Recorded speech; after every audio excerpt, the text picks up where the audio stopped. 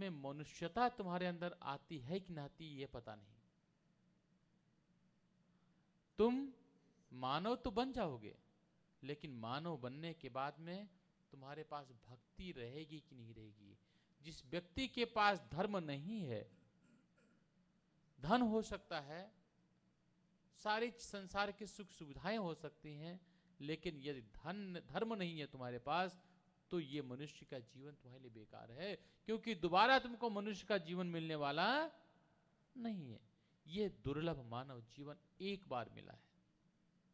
बुद्धिमान पुरुष वो है जो चीज मिले उसको अच्छी तरीके से यूज में लाए, सही रास्ते पर लिया है, उसके जीवन का उद्धार हो जाता है और वो जीवन सार्थक बन जाता है। वो पोजीशन, वो पदवी सार्थक हो जाती है जिसको तुम उपयोग में लाते हो।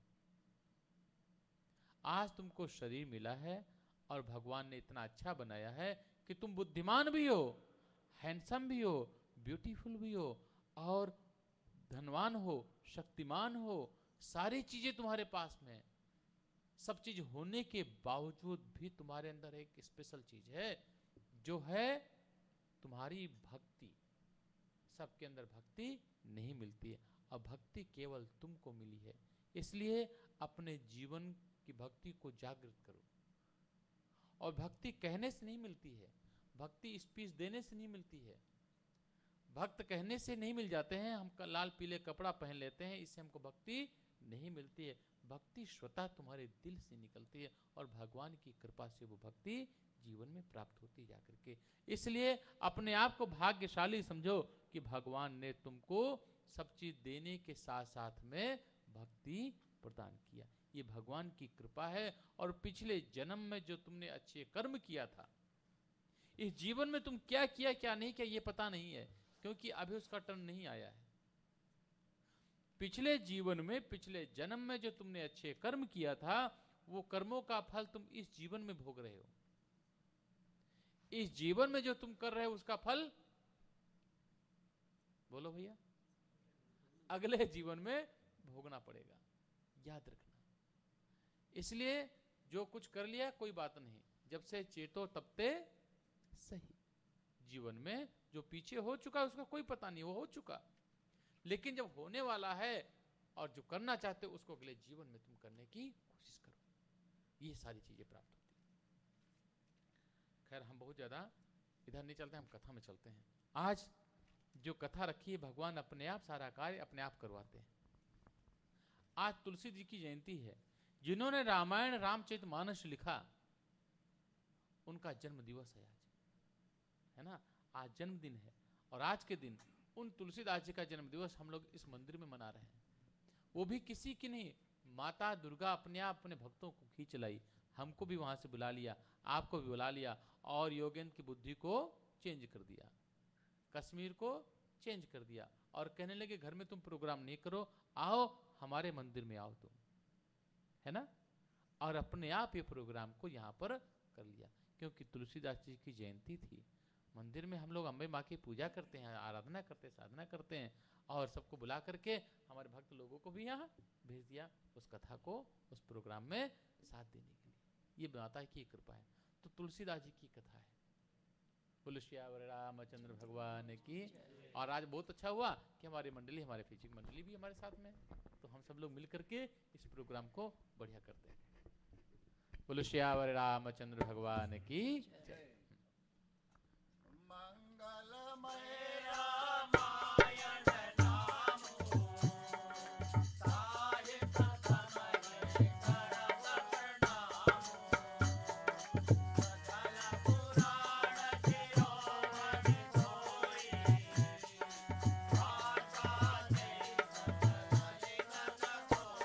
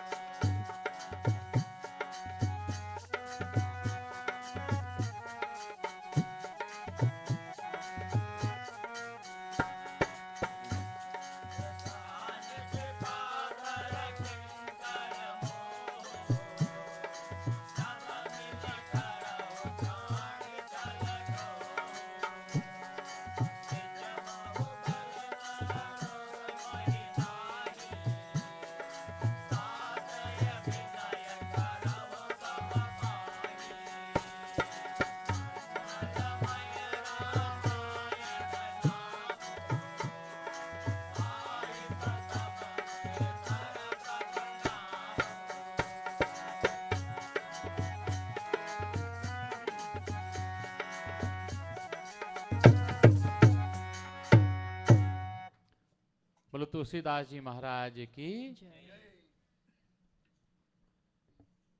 जीवन में सब चीज ऐसे ही नहीं मिल जाती है। बिना त्याग के, बिना तपस्या के, बिना साधना के कुछ नहीं मिलती। कभी कभी ऐसा होता है जीवन में हम अपनी औरतों को बहुत उल्टा सीधा बोल देते हैं, है ना। सारा काम स्त्रियां करती हैं, लेकिन गाली भी स्त्रियां खाती हैं, और उनको बहुत कुछ डांट वाट खाना पड़ता है। लेकिन तुमको चलाने में, तुमको आगे करने में हाथ किसका है? तुम्हारी स्त्री का। इसलिए हमारे धर्म में नारी की सबसे बड़ी पूजा मानी जाती है, नारी का सबसे बड़ा सम्मान माना जाता है। यत्र नार्यस्तु पूज्यन्ते रमन्ते तत्र देवता। ये जो रामायण की कथा है, रामायण जिसको हम लोग पढ़ते हैं, स्मरण करते हैं, गाते हैं, इसमें सबसे बड़ी भूमिका है एक स्त्री की, वो भी कोई दूसरी स्त्री, अपनी पत्नी की। यदि उनकी पत्नी नहीं होती तो ये रामायण नहीं लिखी जाती। स्त्री का सबसे बड़ा हाथ इस रामायण में है। हम तुमको कथा, हम बहुत बड़ा प्रवचन नहीं करेंगे, हम बहुत लंबी लंबी बातें आपको नहीं सुनाएंगे, हम बिल्कुल कथा को इजी वे में ले जाएंगे, इस तरीके से आप अच्छी तरीके से इसको समझें, ठीक है। क्योंकि हम बहुत बढ़िया बोलेंगे तो ऊपर ऊपर से तुम्हारी बातें निकल जाएंगी, अंदर घुसेंगे नहीं। और हम इस तरीके से बोलेंगे जिस तुम्हारे छाती में जाकर के लगे और तुम उसको समझो अच्छी तरीके से, इजी भाषा में समझाएंगे, ठीक है ना भैया। रूपन जी बोलो लक्ष्मी नारायण भगवान की। हर एक आदमी चाहता है कि हमारी शादी हो, है ना। तो तुलसीदास जी का जन्म आज के दिन हुआ था। श्रावण की शुक्ला सप्तमी थी, 1656 में उनका जन्म दिवस हुआ। और जन्म होने के बाद में लड़का बड़ा होता है तो पढ़ाई लिखाई कराते हैं। तो तुलसीदास जी बहुत बड़े विद्वान थे, ब्राह्मण थे। गुरुकुल में भेजा गया, स्कूल में पढ़े, अच्छे विद्वान बन गए। और विद्वान होने के बाद में हर एक आदमी चाहता है कि मेरी शादी हो जाए, है ना। हमारे यहाँ 16 संस्कार होते हैं। 16 संस्कारों में दूसरे संस्कार आजकल करें या ना करें, लेकिन शादी वाला संस्कार जरूर करते हैं। नहीं करेंगे तो जबरदस्ती कर लेंगे, शादी करेंगे जरूर। तुलसीदास जी की भी शादी हुई। शादी के बाद में तुलसीदास जी जिन्होंने इस रामायण को लिखा है, उनकी हम कथा सुनाते हैं आपको, ठीक है योगी जी। तो तुलसीदास जी की शादी हुई। शादी होने के बाद में अपने पत्नी को बहुत प्यार करते थे। तुलसीदास जी की पत्नी का नाम था रत्ना, है ना। क्या नाम था? हाँ। और तुलसीदास जी बहुत प्यार करते थे। और हर एक आदमी को चाहिए कि अपनी पत्नी को खूब प्यार करे। जो आदमी अपनी स्त्री को प्यार नहीं कर सकते हैं तो फायदा क्या उसका, शादी करना बेकार है। आजकल अपनी पत्नी को तो प्यार करते नहीं, बाहर वाले को बहुत प्यार करते हैं, है ना। बाहर वाली लात मारे तो भी लात दबाना शुरू कर देंगे, और पत्नी अच्छी बात बोले तो घर में गला दबा देंगे उसका, है ना। लेकिन नहीं, जो महान पुरुष हैं, जो अच्छे लोग हैं, हर समय अपनी पत्नी का सम्मान करते हैं, जो अपनी पत्नी है। तो तुलसीदास जी महाराज अपनी पत्नी को बहुत प्यार करते थे। शादी के बाद में तुलसीदास जी की पत्नी के जो भाई थे, क्या बोलते उनको? साले, साले नहीं तबाले, है ना, साला बोलते हैं ना। तो साला बारंबार आया। तबाले जो फिजी के लोग हैं तो साले को तबाले बोलते हैं, जो कैबिती लोग, है ना भैया। हाँ, तो कई बार उनको लिवाने के लिए आए, लेकिन तुलसीदास जी उनको वापस भेज देते कि भैया अभी टाइम नहीं, यह है वो, कोई ना कोई बहाना लगा देते और नहीं भेजते वापस। क्योंकि तुलसीदास जी महाराज अपनी पत्नी के बिना एक दिन भी नहीं रह सकते थे। खैर, उनकी पत्नी क्या नाम था? हाँ, रत्ना। हम भूल जाते बीच बीच में। तो तुलसीदास जी की पत्नी रत्ना सोचने लगी, ये तो हमको कभी तुलसीदास जी भेजेंगे नहीं, और हम मैके जाना चाहती हूँ। हमारे भैया हैं, भौजी हैं, हमारे काका चाचा दादा दादी सब लोग, हमारे गांव वाले हैं, गाय हमारी गैया है, जिनको हम सब चीज छोड़ करके आए थे। क्योंकि अपने गांव से हर एक स्त्री अपने मैके से बहुत लगाव रखती है। ये तुम जीवन में सुखी रहना चाहते हो, घर बढ़िया बना के रखना चाहते हो, तो कभी भी ससुराल की निंदा नहीं करना। ससुराल की निंदा करोगे तो पत्नी डर के मारे बोले भले कुछ नहीं, लेकिन अंदर अंदर कुढ़ेगी जरूर। Same to you. तुम भी यदि उनके अपने ससुराल वालों की तरफ से बोलोगी, उल्टा सीधा बोलोगी, तो आदमी कभी लाइक नहीं करेगा। इसलिए दोनों को बना रखने के लिए दोनों को खुशी खुशी रखो, तो जीवन बढ़िया चलेगा। तो तुलसीदास जी की पत्नी रत्ना कहने लगी तो आ जाएंगे नहीं। उसी समय उनका भैया आगे लेवाने के लिए, भैया तुलसीदास जी की पत्नी ने सोचा ये तो महाराज मार्केट में गए हुए हैं, मौका बहुत बढ़िया है, चलो चलते हैं। फटाफट सामान पैक किया कि भैया जल्दी करो, नहीं तो आ जाएंगे तो फिर जाने नहीं देंगे। अपने मैके चली गई। तुलसीदास जी शाम को जब घर में लौटे, पत्नी को मिला नहीं। जगह जगह पूरे घर में घुमा, एक रत्ना रत्ना चिल्लाते चले गए कि रत्ना कहीं मिली नहीं। अब तुलसीदास जी महाराज बड़े दुखी, पड़ोसी के पास दौड़े, अरे भैया तुमने हमारी पत्नी को देखा, कहाँ गई? अरे तुलसीदास तुम यहाँ बैठे, तुम्हारा साला आया था लिवाने के लिए, तुम्हारी पत्नी चली गई और मेरे को बता करके गई, बता देना कि हम अपने मैके जा रहे हैं, घबराना नहीं, महीना 2 महीना बाद हम वापस आ जाएंगे। तुलसीदास जी ने कहा महीना 2 महीने बाद? अरे यहाँ तो हमारी जान निकल रही है, एक दिन हम उसके बिना रह सकते नहीं, हम तो बहुत प्रेम करते हैं उसको, हम 1 मिनट भी नहीं रह सकते हैं। 2 महीने की बात कर रही है। खैर तुलसीदास जी महाराज घर में आए। अब घर में जिससे उनकी हौकन उठी, अब बहुत पत्नी की याद सताने लगी। रात को 10 बज रहे थे, घबरा गए तुलसीदास जी, अब क्या करें? कोई बात नहीं, चलो चलते हैं। देखो प्यार ऐसा होना चाहिए। प्यार तुलसीदास जी को उठाया नदी के, तो जो तुलसीदास जी की ससुराल थी नदी के उस पार थी, नदिया के उस पार थी, है ना योगेन? नदी के उस पार थी। अब तुलसीदास जी महाराज नदी के पास पहुंचे। बरसात का महीना था, भयंकर पानी बह रहा था। तुलसीदास जी थोड़ा बहुत तैरना भी जानते थे, तो नदी में कूद पड़े। सोचने लगे नदी के उस पार चल देते हैं। रास्ते में जा रहा था एक मुर्दा, डेड बॉडी जा रही थी।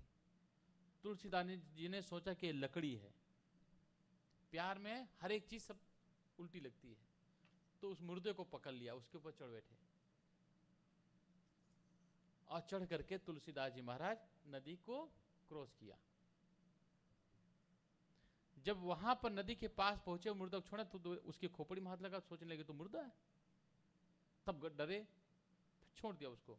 खैर नदी के पास पहुंच गए। जब नदी के पार पहुंच गए और उस गांव में पहुंचे, तो रात को 12 बज रहे थे, 12-1 बज रहे थे। अब जाए तो कैसे जाए, क्योंकि चारों तरफ सब दरवाजे बंद हैं, बिल्कुल सन्नमन है। अगर कुछ खुड़खुड़ करेंगे तो ससुराल वाले जाग जाएंगे, गड़बड़ होगा। तो तुलसीदास जी सोचे, पंडित तो दिमाग तो था ही, थोड़े पंडित थोड़ा चालू ज्यादा होते हैं।